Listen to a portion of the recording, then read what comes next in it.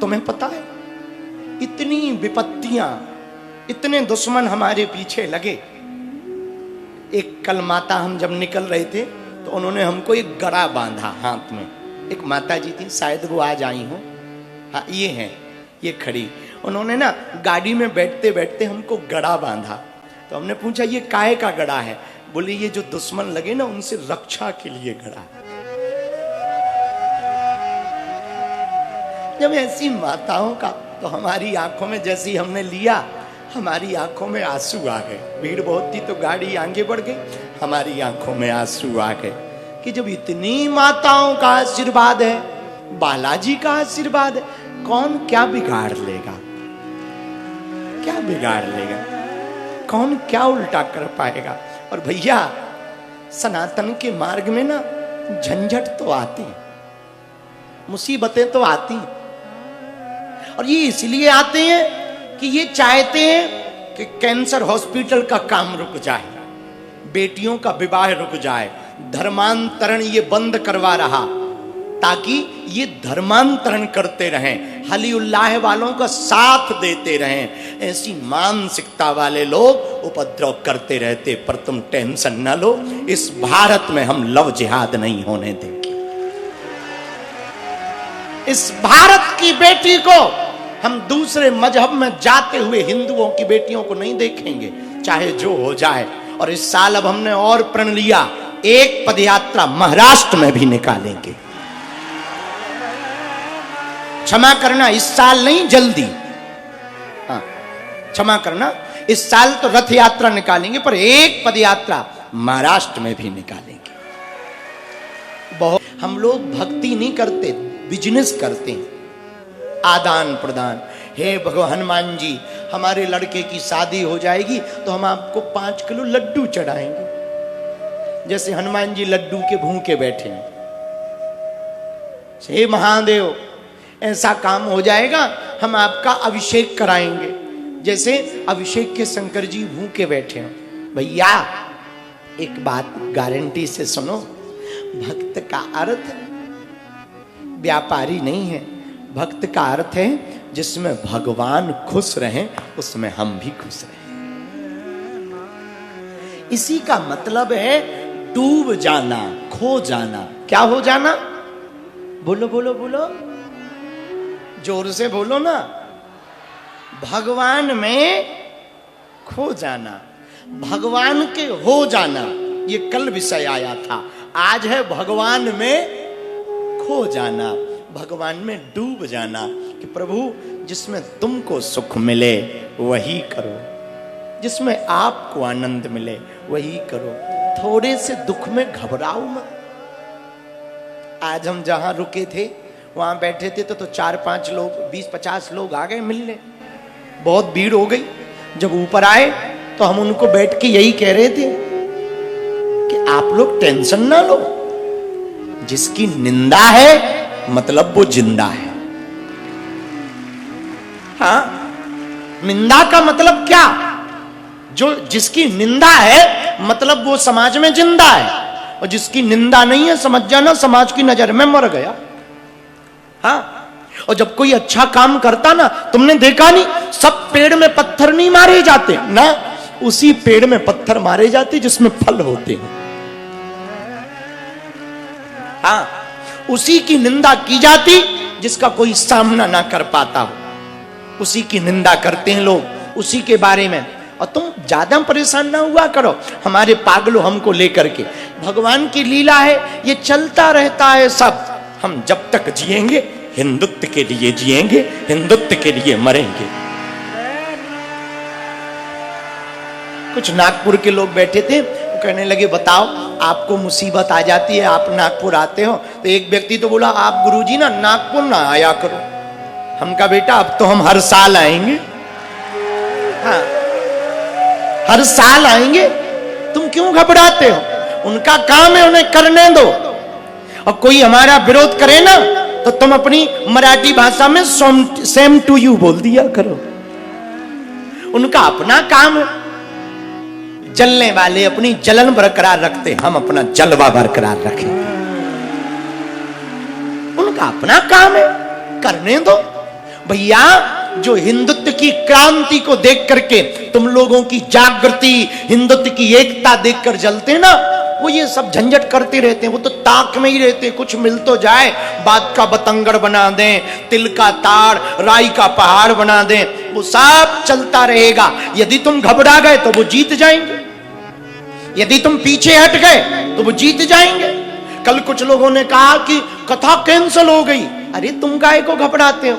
जब तक हम हार ना माने तुम मत मानना। मेरे पागलों, हमारे प्राण चले जाएंगे पर हिंदुत्व सनातन को झुकने नहीं देंगे। हाँ, इसलिए तुम परेशान ना होकर भगवान पर छोड़ो, और कोई निंदा करे ना तो एक दिया और जलाया करो। वाह ठाकुर, बहुत धन्यवाद है। और कुछ लोग बोले आपका पुतला जला रहे हैं। पुतला जलने से आयु बढ़ती है बेटा। हाँ हाँ, आयु बढ़ती है, आयु 1-2 साल और एक्स्ट्रा हो गए अपन। और सच बोले, नागपुर पर तो हमारी बहुत कृपा है। पहले हमें कम लोग जानते थे, नागपुर से पूरे भारत ने जाना है। हाँ हाँ, यही वो जगह है, यही वो रेशम बाग है, यही वो भूमि है, यही वो ग्राउंड है जहां से पूरे भारत ने हमें जाना था। जानता भी तो 10 साल और लगते हमें, जब बहुत पद यात्राएं कर लेते, हर प्रदेश में जा पाते, तब जाकर के लोग पहचान पाते। लेकिन नागपुर आ जाने से बिना हर प्रदेश में जा ही पूरा देश जान गया ये बागेश्वर बाबा कौन है। और ये दरबार क्या है? दरबार पर्ची, ये क्या है? पर्चा का चर्चा पूरे देश में होने लगा। हम तो ये आशीर्वाद मानते हैं, और जो हमारा विरोध करते ना उनके लिए रोज धन्यवाद देते, लंबी आयु मिले, ताकि वो हमारे बारे में बोलते रहें और हम हिंदुत्व जगाते रहें और सनातनियों को एक करते रहें। हम कभी अपने विरोधियों का बुरा नहीं चाहते, ना ना ना ना। जो हमारे खिलाफ बोलते ना, हम उनको लंबी आयु का आशीर्वाद देते, खुश रहो बेटा, फूलो और फलो। हाँ, पूछो क्यों? कोई निंदा कर रहा मतलब वो हमको सावधान कर रहा। निंदा करने से आदमी सजग होता, कोई आलोचना करे तो आदमी संभलता है, सजग होता, भूल कम होती है। दुश्मन ज्यादा होते हैं तो आदमी भूल कम करता, स्वतंत्र आदमी भूलें ज्यादा करता, स्वतंत्र आदमी के हाथों से गलतियां ज्यादा होती। इसलिए बिल्कुल परेशान ना हो, मुस्कुराते हुए अपनी भक्ति को और प्रबल करो। हम तुम्हें जगाने आए, हम तुम्हें हनुमान जी से जोड़ने आए हैं। और एक बात बोले पूरे महाराष्ट्र से, बहुत विनम्रता पूर्वक, हम कोई भी बात बोलेंगे हिंदुओं को जोड़ने के लिए ही बोलेंगे, तोड़ने के लिए नहीं बोलेंगे। ये मन से आप विचार निकाल देना, हम सिर्फ हिंदुओं को जोड़ने के लिए बोलते हैं। कितना अच्छा सूत्र है। तो हनुमान जी लंका में भी भक्ति माता को खोज लेते, बोलो सीताराम। तो भक्ति कहां मिलेगी? सत्संग में। तो क्या हनुमान जी ने लंका में सत्संग किया? कथा सुनाई, माता जानकी जी को सुनाई, विभीषण से भी कथा वार्ता हुई, तो भक्ति प्राप्त हुई, बोलो सीताराम। अच्छा, एक बात और, आगे की कथा सुनाए सुंदरकांड की, एक बात याद आ गई तो वो खुजली मिटा लें। विचार करो मन से, बहुत दिल से सोचना ये बात को, बुरा नहीं मानना, और मान भी जाओ तो हमें क्या, हम तो सीधी सीधी बात कहें। विचार करो, हम लोग जीवन भर भगवान से मांगते, भगवान से मांगते, भगवान देते भी हैं, किसी को कम किसी को ज्यादा, किसी को जल्दी किसी को देर से। अब कई बार बाप को नहीं मिलता तो बेटों को मिल जाता, बेटों को नहीं मिलता तो नाती नातिन को मिल जाता, पर जो मांगते भगवान देते, किसी को जल्दी किसी को। तो विचार करो, हम जब भगवान से मांगते तो भगवान दे देते, यदि हम भगवान को ही मांग लें तो क्या क्या नहीं पा जाएंगे। भगवान को ही मांग लें, भगवान से न मांगे, भगवान को ही मांगे तो क्या क्या नहीं पा जाएंगे। बोलो सीताराम। हनुमान जी ने भगवान को ही मांगा। किसको मांगा? भगवान को। भगवान को मांगा तो परिणाम क्या निकला? चारों युग परताप तुम्हारा, चारों युग परिताप तुम्हारा, परसित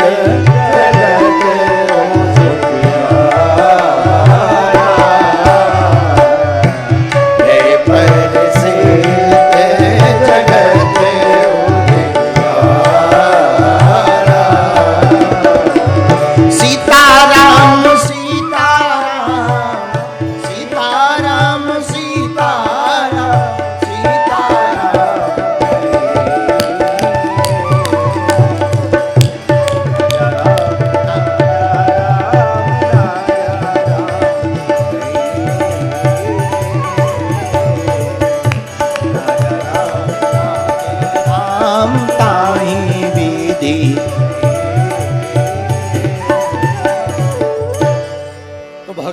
से भगवान को ही मांगना चाहिए। धन्य है वीर बजरंगबली हनुमान जी महाराज। लंका में पूंछ में आग लगी। अच्छा, पूंछ में आग लगी हनुमान जी के, पर जली लंका। देखो कितनी गजब बात है। आग तो लगी पूंछ में पर जली लंका। तो किसी ने पूछा कि आग पूंछ में लगी पर जली लंका क्यों? हनुमान जी बोले जो संतों की प्रतिष्ठा में आग लगाते हैं उनके खुद के घर ही जल जाते हैं। जो दूसरों की प्रतिष्ठा में आग लगाते हैं, संतों की प्रतिष्ठा में जो।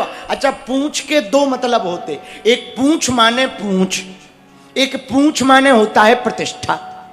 प्रतिष्ठा भी पूंछ ही। हम लोग कहते ना गांव में, अरे इनसे मत भिड़ो, इनकी तो लंबी पूंछ है, यहां से नागपुर तक पूंछ है, यहां से मुंबई तक पूंछ है, यहां से दिल्ली तक पूंछ है। तो पूंछ थोड़ी होती है। तो पूंछ के दो अर्थ होते हैं, एक पूंछ और पूंछ का दूसरा अर्थ प्रतिष्ठा।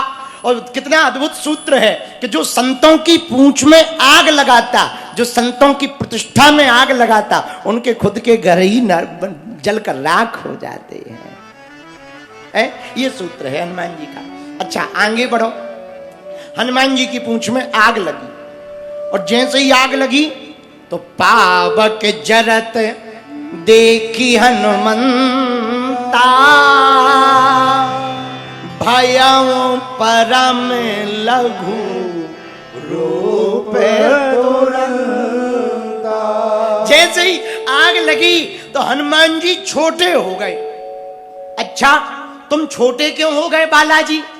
हे बाबा, तुम आप छोटे क्यों हो गए? पूंछ में आग लगी। मानो नागपुर के पागलों, हनुमान जी संकेत देना चाहते हो, जब जलने वाले ज्यादा बढ़ जाए तो छोटे हो जाना ताकि निकल जाए।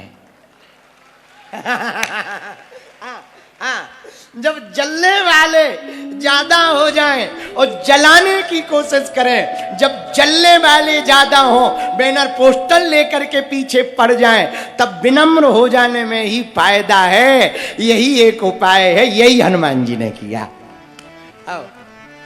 तो हम थोड़ी कह रहे, सुंदरकांड कह रहा है। आप पढ़ो सुंदरकांड में ऐसा वर्णन आया है 24 नंबर दोहा के बाद। क्या? पावक जरत देखी हनुमंता, भयं परम लघु रूप तुरंत। हनुमान जी छोटे बन गए। और कितना अच्छा संकेत है। नागपुर महाराष्ट्र के पागलों, हमारे प्रिय जनों, कितना अच्छा संकेत है सुंदरकांड का ये। हनुमान जी महाराज मानो कहना चाह रहे हो। बोले क्या? बोले जब आग लगी हो तब छोटे बनकर खिसक जाओ, क्योंकि जब तूफान चलता है, हवा चलती है, तो जो पेड़ खड़े रहते वो गिर जाते, घास का बाल बांका नहीं होता क्योंकि वो झुक जाती है। तुमने देखा कभी तूफान आया, तूफान में कभी घास उखड़ी देखी? बोलो बोलो बोलो बोलो। घास उखड़ी देखी? पर पेड़े तो उखड़े देखे होंगे। बोलो हाँ या ना? बोलो बोलो बोलो। वही हनुमान जी कर रहे। हनुमान जी छोटे बन गए, छोटे बने, आग बढ़ी। अच्छा आग लगी नहीं, लग तो गई, हनुमान जी ने देखी। हनुमान जी को पता ही नहीं लगा कि कब लग गई। तब तो गोस्वामी जी ने लिखा कि पावक जरत देखी। तो किसी ने हनुमान जी से कहा कि आपने देर से क्यों देखी? आग तो बहुत देर से लगी। हनुमान जी बोले जलने वाले अंदर ही अंदर सुलगते रहते हैं, हमें तो जब नजदीक आ गए तब पता लगा। आओ हमें तो जब, इसलिए हनुमान जी ने देखी। बोलो सीताराम। अब आगे क्या हुआ? आगे की चौपाई। निभो के चढ़ो कपि कनक अटारी, भई सभी दिन साचरना। हनुमान जी उछाल मारकर अटारी के ऊपर चढ़ गए। और जैसे ही अटारी के ऊपर चढ़े, अटारी मतलब दूसरे मंजिल पे मकान के, चढ़ गए। और चढ़ के हनुमान जी ने पूंछ देखी, आग देखी, फिर लंका देखी। अब जला कैसे रहे? जरा विचार करना, सोचना बैठे बैठे। हनुमान जी लंका को जला कैसे रहे? जैसे बगीचा में पानी देता ना माली, सटक से, थोड़ा इस पेड़े में, थोड़ा उस पेड़े में, थोड़ा उस पेड़े में। हनुमान जी लंका भी ऐसे ही जला रहे, अपनी पूंछ पकड़ के पूंछ को बढ़ाकर, थोड़ा इस मकान में, थोड़ा उस मकान में, थोड़ा उस मकान में, पूरी लंका में आग लगा रहे।